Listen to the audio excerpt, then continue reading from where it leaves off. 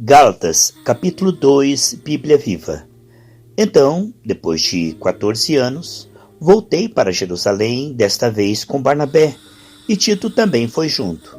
Fui até lá devido a ordens expressas de Deus para falar com os irmãos a respeito da mensagem que eu estava pregando aos gentios.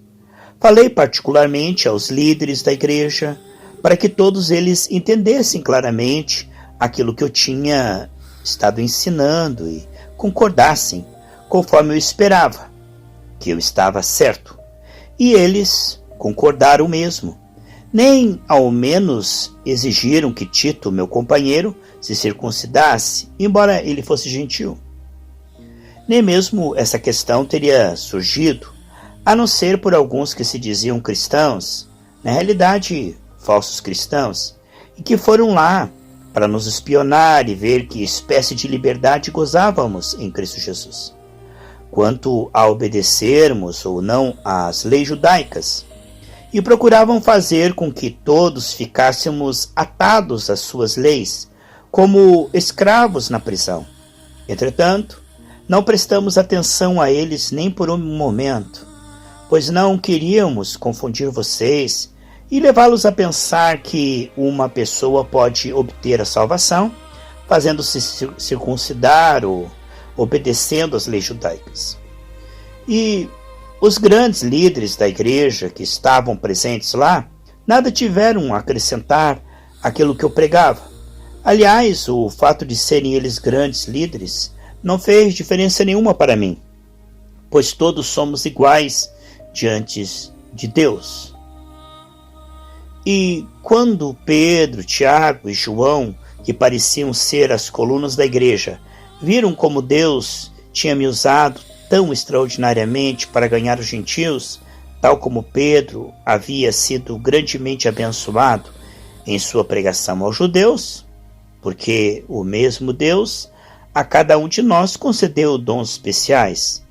Deram-nos as mãos, a mim e a Barnabé, nos encorajaram a continuar a nossa pregação aos gentios, enquanto eles prosseguiriam sua obra com os judeus.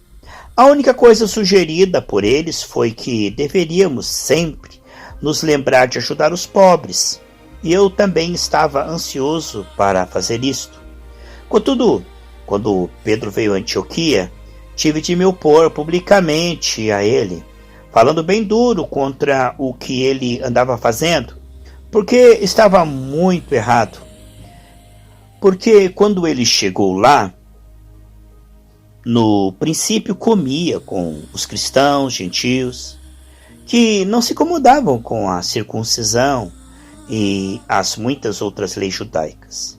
Mas, depois, quando chegaram alguns judeus, amigos de Tiago, ele não queria mais comer com os gentios, porque estava com medo daquilo que diriam esses judeus legalistas, que insistiam em que a circuncisão era necessária para a salvação. E depois, todos os outros cristãos judeus, e até mesmo Barnabé, começaram a andar com hipocrisia, seguindo o exemplo de Pedro, embora soubessem que isto era errado.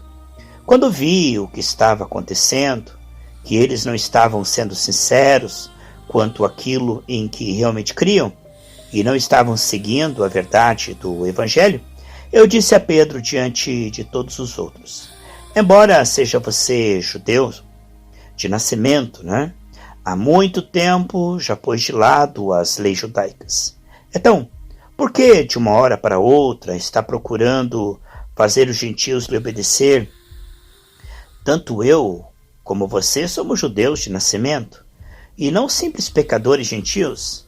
Entretanto, nós, cristãos judeus, sabemos muito bem que não podemos tornar-nos justos diante de Deus pela obediência às nossas leis judaicas, mas somente pela fé em Jesus Cristo, para que Ele tire os nossos pecados.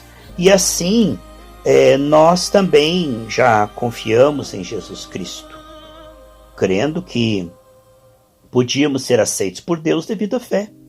E não porque tivéssemos obedecido às leis judaicas, porque ninguém jamais será salvo pela obediência a elas.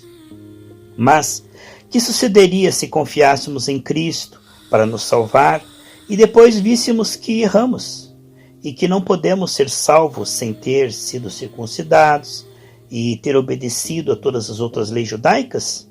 Não precisaríamos dizer que a fé em Cristo nos arruinou? Deus não permita que alguém se atreva a pensar tais coisas a respeito do nosso Senhor.